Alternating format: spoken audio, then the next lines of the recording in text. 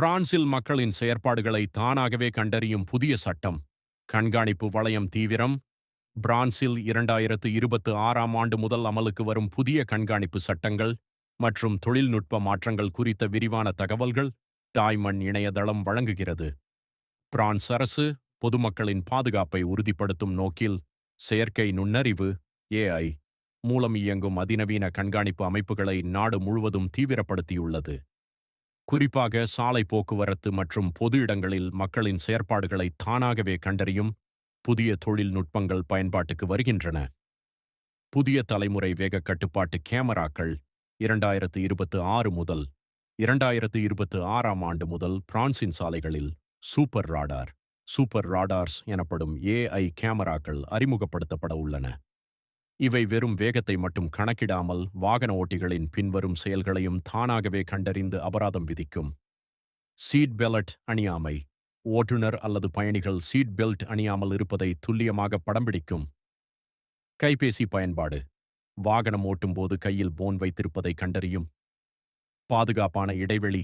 ஒரு வாகனத்திற்கும் மற்றொரு வாகனத்திற்கும் இடையே போதுமான இடைவெளி சேஃப் டிஸ்டன்ஸ் விடாமல் செல்வதை கண்காணிக்கும். அபராதம்.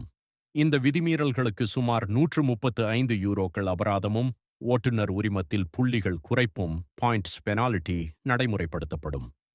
2. பொது இடங்களில் அல்காரிதமிக் கண்காணிப்பு அல்காரிதமிக் சர்வைலன்ஸ். ஒலிம்பிக் போட்டிகளின் போது சோதனை செய்யப்பட்ட ஏஐ கண்காணிப்பு முறையை இப்போது நிரந்தரமாக்கும் முயற்சிகள் மேற்கொள்ளப்படுகின்றன.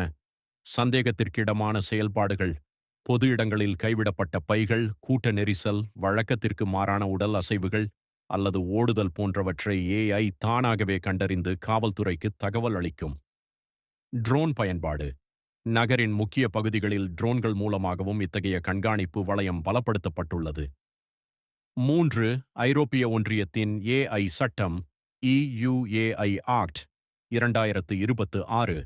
பிரான்சில் அமலாகும் இந்த மாற்றங்கள் அனைத்தும் ஐரோப்பிய ஒன்றியத்தின் புதிய ஏஐ சட்டத்தின் ஏஐ ஆக்ட் கீழ் ஒழுங்குபடுத்தப்படுகின்றன.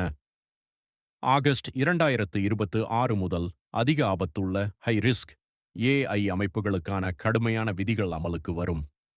முக அங்கீகார தொழில்நுட்பம், ஃபேஷியல் ரெக்கக்னிஷன் போன்றவற்றை பயன்படுத்துவதில் கடும் கட்டுப்பாடுகள் இருந்தாலும் தேசிய பாதுகாப்பு மற்றும் தீவிரவாத தடுப்பு போன்ற காரணங்களுக்காக பிரான்ஸ் அரசு சில விதிவிலக்குகளை பெற்றுள்ளது.